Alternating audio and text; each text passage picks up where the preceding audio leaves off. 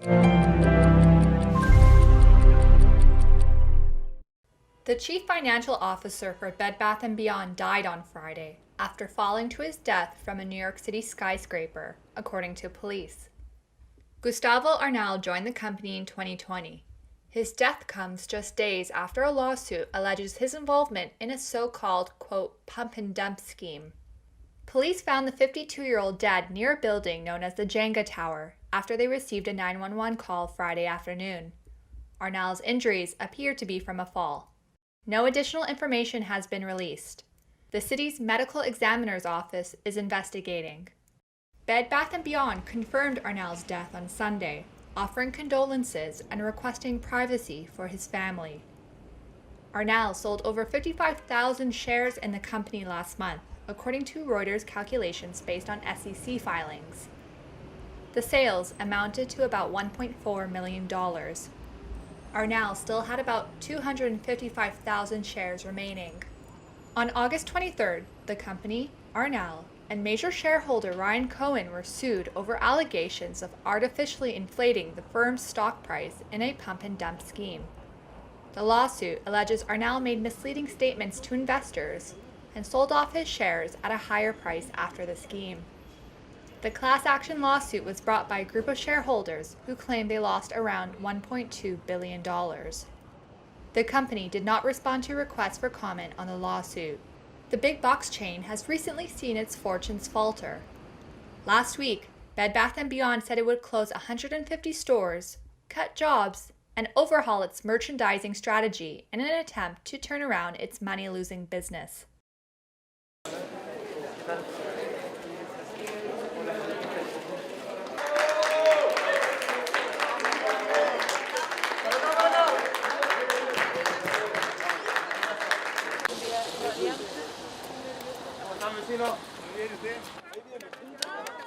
Grande Presi!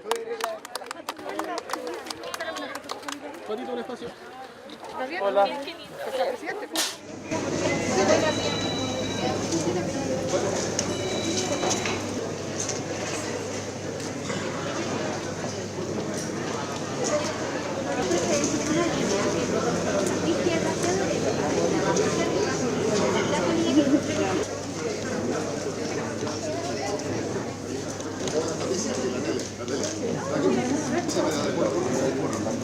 Sí, bueno. Muy bien. ¿Este bien? ¿Puedo confirmar? Y el voto del suelo.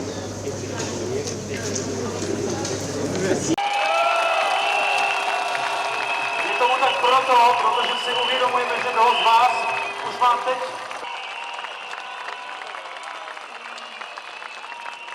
komu tady šéfuje?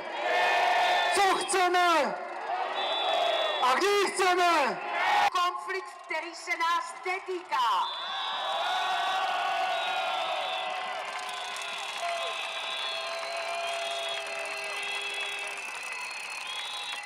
A válku neukončíme tím, že nebudeme mluvit o míru.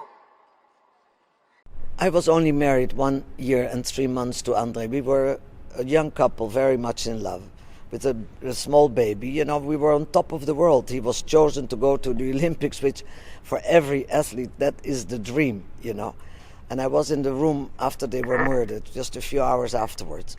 And I looked around. Everything was with blood. The blood came down the stairs. It was on the ceiling. You know, they shot Romano in the room, so half of the room fell back into the room. And there was food all over. They didn't let them go to the bathroom.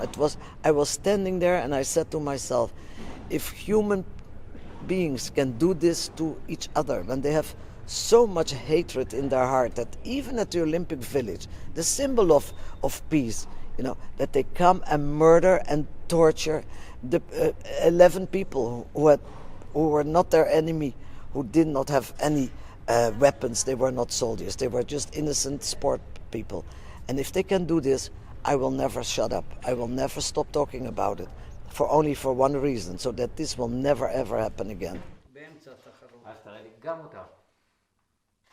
To my right, about 4.5 meters, somebody was standing to the entrance to the staircase leading to apartment 1, dressed, looking straight ahead with dark skin. In front of him,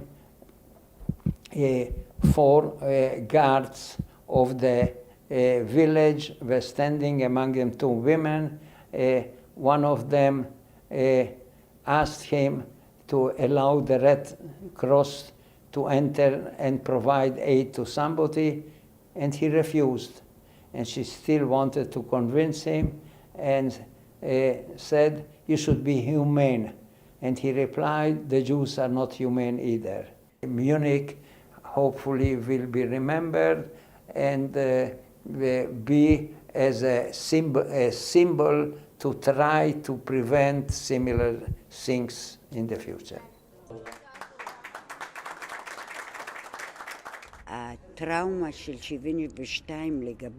For me, the 1972 trauma will remain.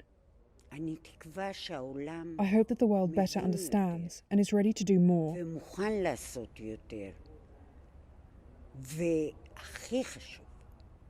And the most important thing is not to support terror and understand that terrorism destroys everything good.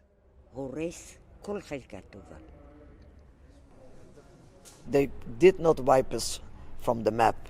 We are still here, Israel, and we're still competing, and we're still making medals, and that is the best feeling you can ever have. President Volodymyr Zelenskiy said Sunday that his forces had taken 2 settlements in southern Ukraine, a 3rd settlement in the east, and additional territory in the east of the country. He did not say precisely where the territories were and provided no timeline, except to say that he had received good reports at a meeting Sunday from his military commanders and head of intelligence. Ukraine began a counter-offensive last week targeting the south, which was seized by the Russians early in the conflict. In his nightly video address, Zelensky also warned Europe that maintaining gas ties with Russia could lead to disaster, saying energy dependence on Russia is used against Europe in Moscow. Moscow last week said it would keep the Nord Stream 1 pipeline, its main gas channel to Germany, closed, and G7 countries announced a planned price cap on Russian oil exports. The Kremlin said it would stop selling oil to any countries that implemented the cap. Moscow blamed Western sanctions and technical issues for the energy disruptions. European countries who have backed Kiev with diplomatic and military support have accused Russia of weaponizing energy supplies.